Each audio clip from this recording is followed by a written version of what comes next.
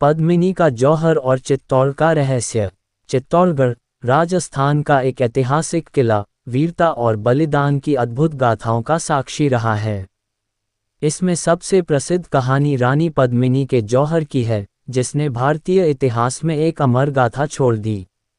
ये कथा न केवल वीरता और बलिदान की है, बल्कि प्रेम, सम्मान और स्वाभिमान की भी एक मिसाल है। रानी पद्मिनी, जिन्हें पद्मावती भी कहा जाता है, श्रीलंका के सिंघल द्वीप आज का श्रीलंका के राजा गंधर्वसेन की पुत्री थीं।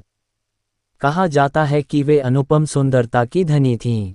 उनका विवाह मेवाड़ के राजा रावल रतन सिंह से हुआ, जो एक पराक्रमी और न्यायप्रिय शासक थे। विवाह के बाद पद्मिनी चित्तौड़गढ़ की महारानी बनी। दिल्ली का सुल्तान अलाउद्दीन खिलजी अपने विस्तारवादी अभियानों के लिए प्रसिद्ध था। वह पूरे भारत पर शासन करना चाहता था। जब उसे रानी पद्मिनी की अद्भुत सुंदरता के बारे में पता चला, तो वह किसी भी कीमत पर उन्हें हासिल करना चाहता था। इसी लालसा में उसने चित्तौड़ पर आक्रमण करने की योजना बनाई। सुल्तान खिलजी ने 1303 ईस्वी में विशाल सेना के साथ चित्तौड़गढ़ को घेर लिया। यह एक भयंकर घेराबंदी थी, जो कई महीनों तक चली। जब कोई रास्ता नहीं दिखा, तो उसने राजा रतन सिंह को संधि का प्रस्ताव भेजा। उसने कहा कि वह युद्ध नहीं चाहता और केवल एक बार दर्पण में रानी पद्मिनी के दर्शन करना चाहता है। रानी और दरबार के सलाहकारों की सहमति से यह योजना बनाई गई कि पद्मिनी का प्रतिबिंब जल में दिखाया जाएगा। अलाउद्दीन खिलजी ने जैसे ही जल में रानी पद्मिनी की छवि देखी, वह मंत्रमुग्ध हो गया और उसने चालाकी से रावल रतन सिंह को बंदी बना लिया। उसने संदेश भेजा कि यदि रानी पद्मिनी को उसके हवाले किया जाए, तो ही राजा को मुक्त किया जाएगा। रानी पद्मिनी ने राजपूत वीरांगनाओं के साथ एक चतुर योजना बनाई। उन्होंने संदेश भेजा कि वे अलाउद्दीन के शिविर में रतन सिंह से अंतिम विदाई लेने आ रही हैं, लेकिन इसके लिए 700 पालकियों डोलियों की आवश्यकता होगी, जिनमें उनकी दासियां होंगी।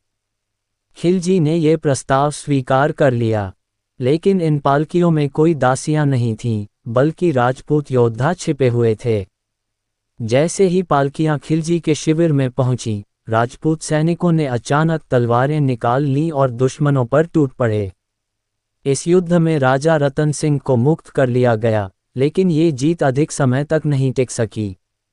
अलाउद्दीन खिलजी ने अपनी विशाल सेना के साथ फिर से हमला किया और चित्तौड़गढ़ पर कब्जा कर लिया।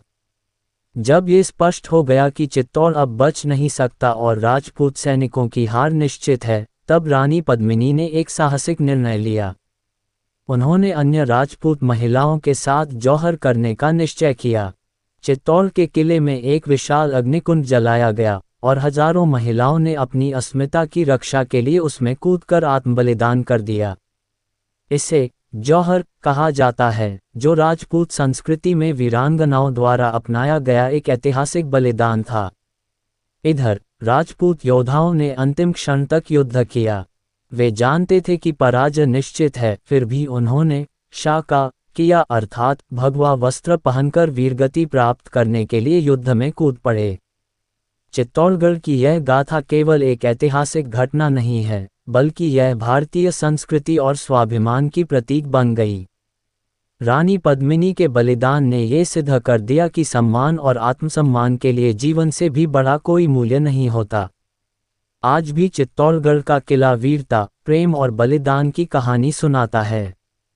वहाँ स्थित जौहर कुंड और कीर्ति स्तंभ इस गौरवशाली इतिहास के साक्षी हैं। ये कथा हमें सिखाती है कि आत्मसम्मान और साहस से बढ़कर कुछ भी नहीं।